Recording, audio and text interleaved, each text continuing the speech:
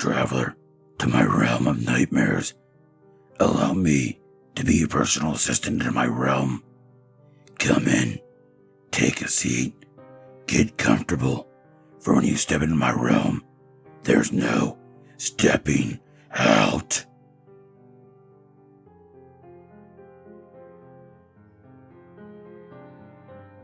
Let me get this out of the way. This is not a cursed internet chain letter. You will not be asked to forward this story. Reading it or hearing it will not kill or curse you. This is a story about my childhood. A memory. One that just resurfaced, kicking and screaming to the forefront of my mind. I managed to forget about it. But the past always has a way of coming back around. Forgetting didn't make it go away. I was a kid when the internet was new, and cell phones were an expensive novelty. I didn't have as many distractions as modern children. But it wasn't for lack of trying. Rather than paying attention in class, I created my own distraction. It didn't take much.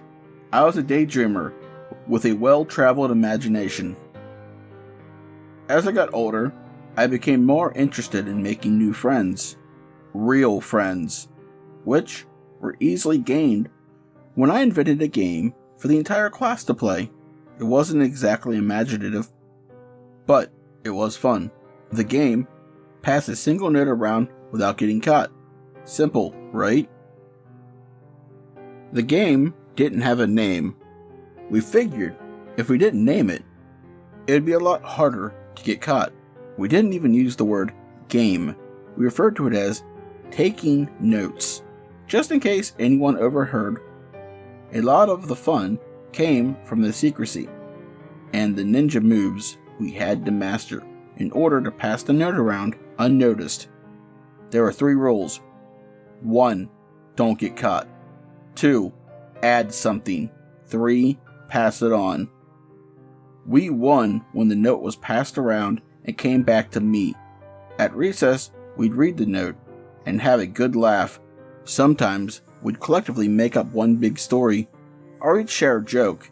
It all depended on what I wrote first. It was only a little bit of power, but it still went straight to my head. Suddenly, I was the popular kid in class. I didn't need the daydreams, not like I used to.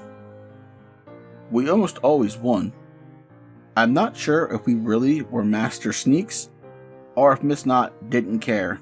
In order to be stealthy enough to play, we were well behaved and didn't interrupt lessons.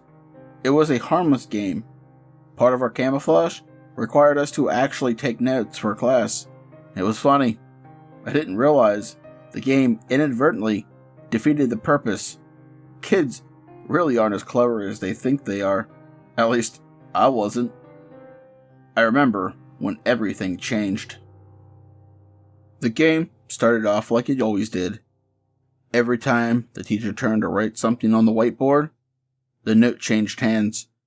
I could hear the scratching of pencil and pens on paper with the quiet monotony of the lesson. My thoughts were set adrift. I thought about how things had been different just the year before. Real friendship was a lot less frightening than the warped version my mind had made up. I didn't miss any of my imaginary friends. They were all but erased as I started learning the social skills I'd lacked when I was younger. I was roused from my reverie when Lydia jumped out of her seat, stumbling backwards and falling on her butt. Most of the class laughed at her expense. All of us immature enough to find it funny. No one disliked Lydia. She was a little chubby, but very sweet. But seeing anyone fall like that was bound to get a laugh. Every eye in the room watched the girl fumble and fret. Lydia was red-faced and sweaty as she quickly collected her papers off the floor and sat back down at her desk. Without a word, her round cheeks quivered as she tried to compose herself, but the damage was already done. "I thought I saw a spider, a big one," Lydia explained. I'm sorry for interrupting, Miss Knott. Lydia hung her head, wringing her braids. Miss Knott nodded and turned back to the whiteboard without comment, either accepting her explanation as true or choosing not to question it. I turned my attention back to my note-taking. The note made its way back. I didn't look at it right away. I like to be surprised at recess. The bell rung, and I cheerfully shuffled out of the door for lunch. The class seemed quieter than usual as we filed out and headed for the cafeteria. Lydia stopped me in the hallway. Her face was still red and her eyes glossy with unshed tears. Lydia usually kept to herself. She participated in taking notes, but was shy and didn't usually socialize unless she had to. "What's the matter?" I asked, perplexed. We were alone in the hall. Staff and students alike didn't waste time going to lunch, especially on pizza day. I felt a flutter of annoyance, but given the look on Lydia's face, I pushed it back. "Don't show the note at recess." Her hands gripped her twin blades. "Please?" "Why?" I asked, reaching for the note so I could see what the problem was. Half the class already saw it since she passed it on. "I wish I hadn't." She was pulling on her braids. I was worried she might pull them right off her head. Taking notes isn't fun anymore. Not if it's gonna be like this." "Like what?" My first thought was someone drew boobs or wrote swears. Either of the options would have been scandalous to her 4th grade sensibilities. Lydia looked at the note I was unfolding, chewing on her bottom lip so hard it started to swell. In an instant, I understood the problem. It was Lydia, a drawing of her, so well drawn there could be no mistake. It was almost like looking at a black and white photograph. If not for the horizontal blue lines, faintly visible beneath the expert pen strokes. The drawing was not at a 4th grade level, but that wasn't what was alarming about it. In the picture, there was a horizontal cut across her stomach. Her hand held the wound open, bloody fingers digging in to pry the apparently self-inflicted wound wider.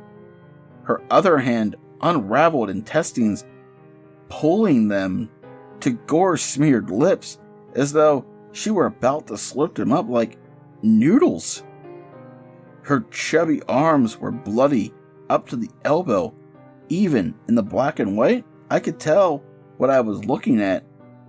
The rivulets were dark and glossy, even forming a reflective pool to display the gore from a different angle. Never in my life had I seen something like this. I wanted to throw up just looking at it. I couldn't imagine how Lydia must have felt. Once the full impact of the drawing hit me, I came back to my senses and crumpled the paper into a tight ball. "I won't show anyone." Lydia nodded, shuffling from foot to foot in an awkward dance of nerves. The girl opened her mouth to say something else, then thought better of it. Scurrying down the hall, I'd lost my appetite. No doubt Lydia did too. The air was thick with unasked questions. Who had drawn that? When I'd started the note, that drawing hadn't been there. I really didn't think anyone in the class would have, or could have, drawn it. There was no obvious explanation, but I didn't want to think about it. For some reason, I felt wrong to even wonder. At recess, half the kids protested when I said I'd lost the note. The other half was conspicuously quiet. There seemed to be an unspoken rule. We couldn't talk about it. We didn't want to. It was unanimous.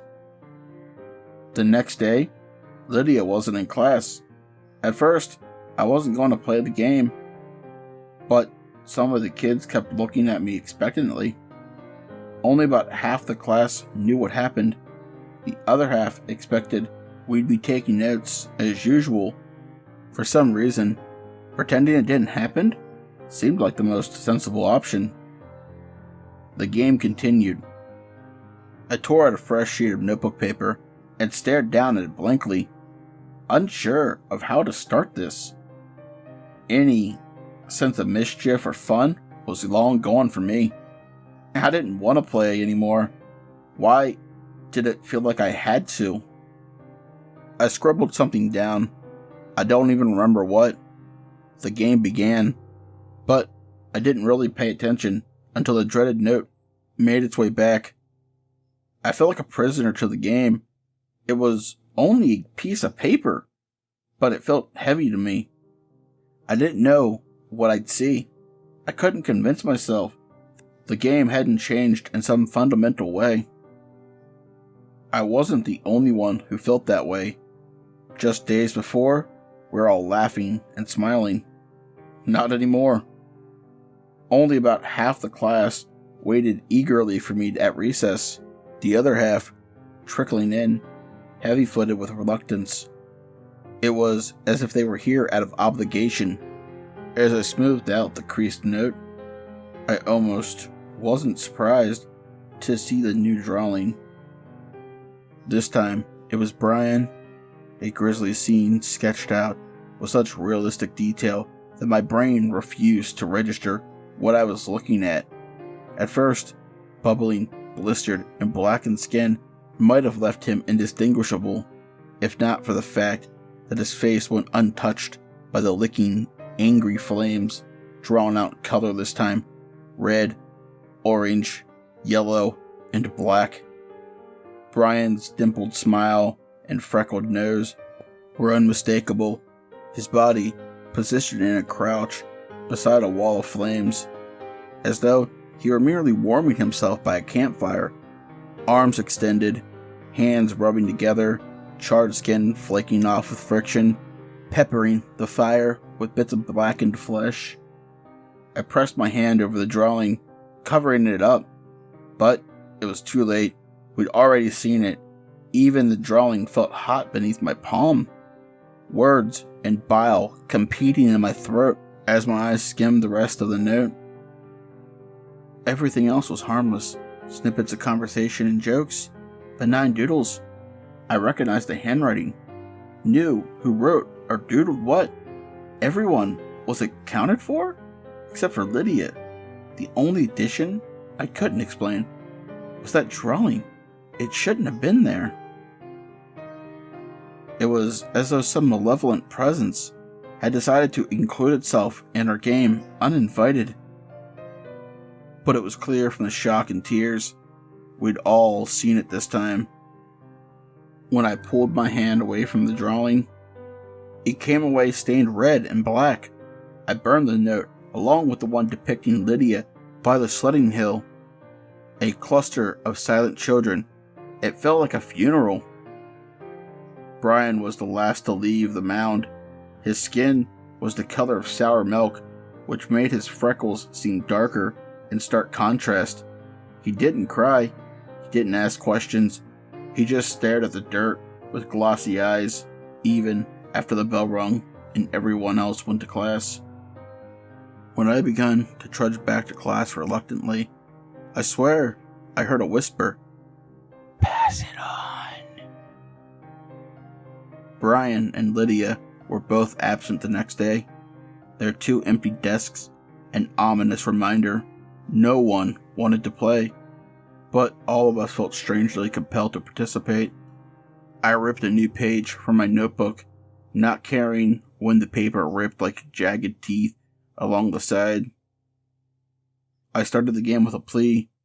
"I don't want to play anymore."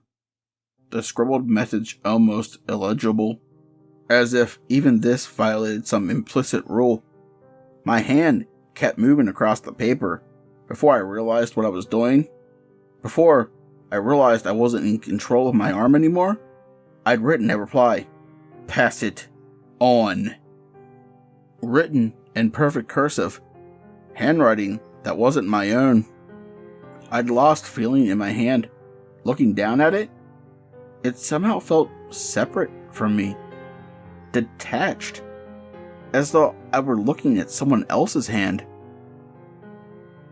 My hand, the hand, passed the note to William next, so the game repeated. With each new game, a new deadly prediction was pictured. Although we didn't know what happened to the students chosen by the note, we did know that they never came back to class. Tammy's demise was drawn, a snarling pack of dogs tearing at her legs and snapping her bones between sharp, bloody teeth. The girl smiled into the picture, petting one of the dogs as though it wasn't tearing her flesh from her forearm. Calvin's portrait painted his body at the bottom of nightmare stairs. His body, contorted, bent and broken in every unnatural direction. His arms and legs resembled the very stairs he must have fallen from. No one wanted to play anymore. We were the ones being played. When I resisted, my arm would move on its own. I wasn't the only one. We stopped looking at the drawing, but it didn't matter. Someone would still be missing the next day. Then we were caught. That day, there were 7 empty desks. Lucy was about to finish the 8th deadly game, and Miss Knott swiveled around from the whiteboard and caught her slim wrist. Without hesitation, the teacher took the note out of her hand and began lecturing us about disrupting our learning environment. The lecture was worth it. By getting caught, Lucy had lost the game. Losing the game had freed us somehow, breaking whatever hold it had over us. We never played the game again. 7 students never returned to school. As children, we were spared any sort of explanation, and no one asked. I spent the rest of the year, and every year after that, as a serious student. I went back to being a loner with no friends or games of any kind. I didn't even go to recess, opting to work on homework or read books in the quiet solitude of the library instead. I didn't think about what happened for a long time. I moved on with my life. Until last night.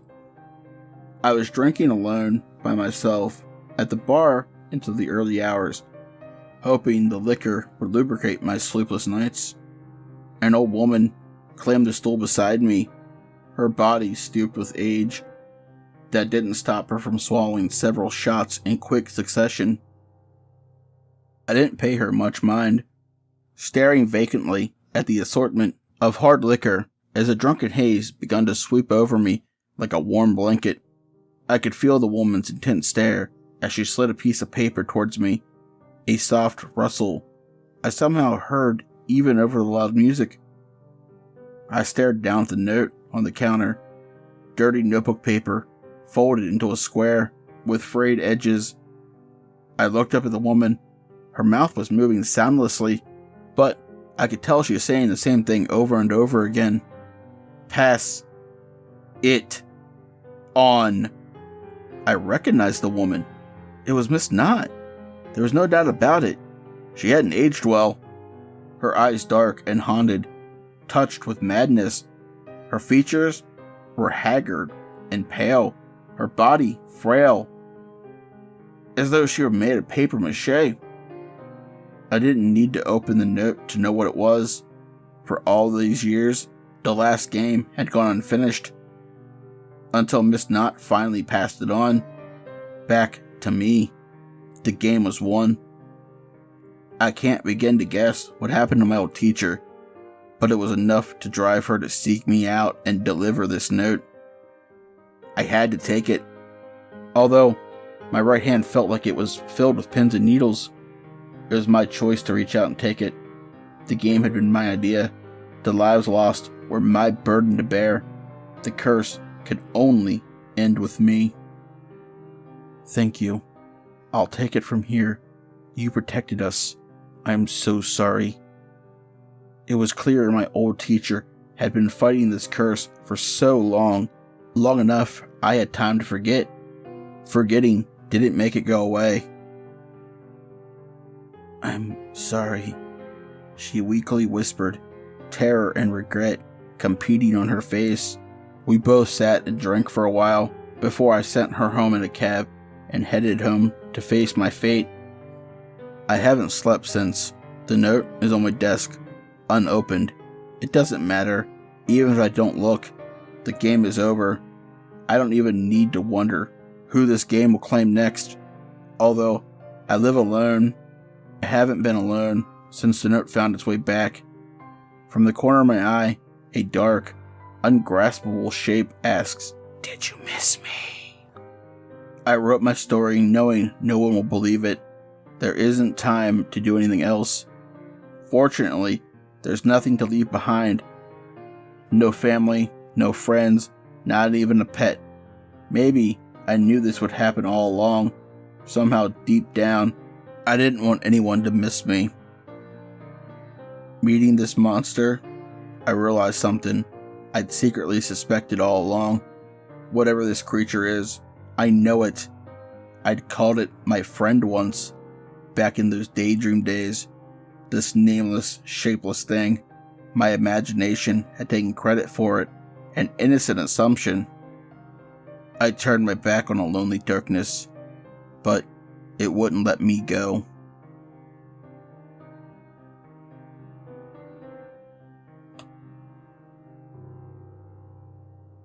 Tonight's story is called Pass It On. This story is written by the lovely and talented author and narrator Penny Tailesup. If you've not checked out her channel or her website, the links will be in the description below. Please check her out. And as always, travelers, once you step into my realm, there is no stepping out.